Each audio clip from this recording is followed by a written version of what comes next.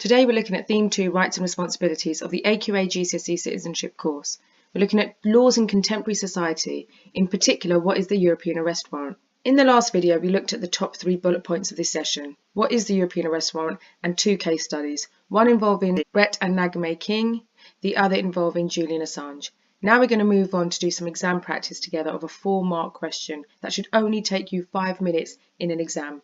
So the question is, what rights should people who are charged under a European arrest warrant have before they are deported? I always tell my students that in a 4-mark response they should provide 2 points, 2 explanations and at least 1 piece of evidence to support their answer.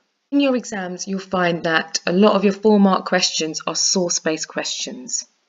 Please make sure you're using evidence from the source. Do not copy out huge chunks of the source. Just use a few words here and there and put them in quotations. Also, you can refer to the source, so you can say things like, in source A or in source B, it states that, and so on. Make sure you use the source to actually answer the question and further explain what you mean in your response. So let's pretend that either the Brett and Nagame King case or the Julian Assange case were one of the sources. Firstly, try and see if you can answer this question yourself. You need to give 2 points, so that is 2 rights that you think people should have if they are charged under a European arrest warrant. Which 2 rights do you think that a person should have?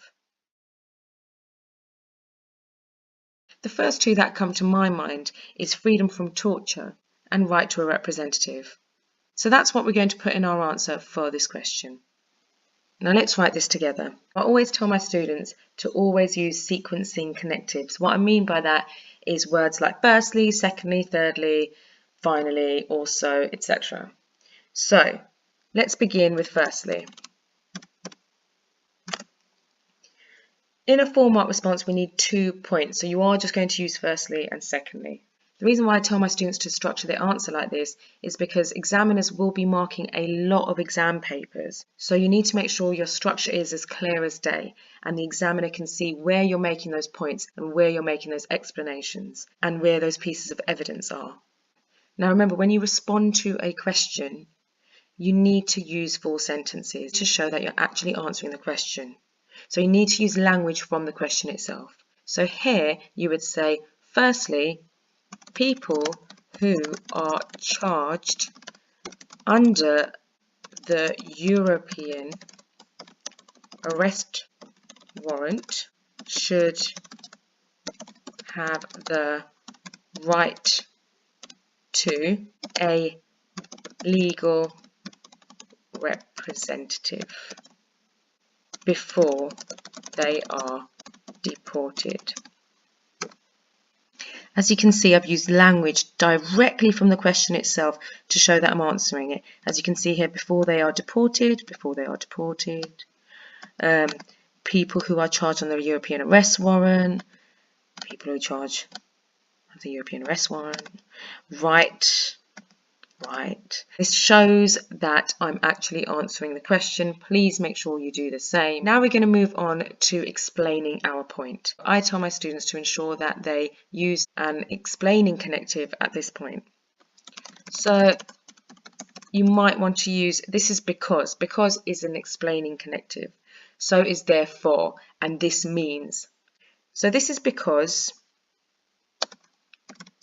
without a legal representative,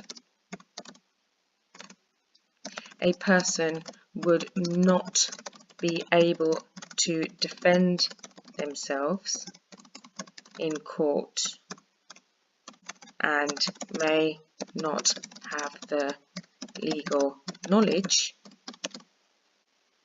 necessary. Now for the second point. So let's start with another sequencing connective. Secondly, people charged under the European Arrest Warrant should also be given freedom from torture because, here's our explanation connective again, This is an absolute right that the state shouldn't be able to take away from you and will uphold the right to a fair trial. Now we just add a bit of evidence, and your evidence could be literally just saying, as demonstrated in source A, blah blah blah, or a quote here or there from the source itself. So what we can do in this case is look at the Julian Assange case and say, for example, another connective to show that you're using examples are for example or such as. So in this case, for example, Julian Assange should not be extradited to the USA due to fear of torture, even if he has committed a crime. So what you're saying here is that in this example, Julian Assange should not be extradited to the USA because he may be tortured, and the freedom from torture is an absolute right.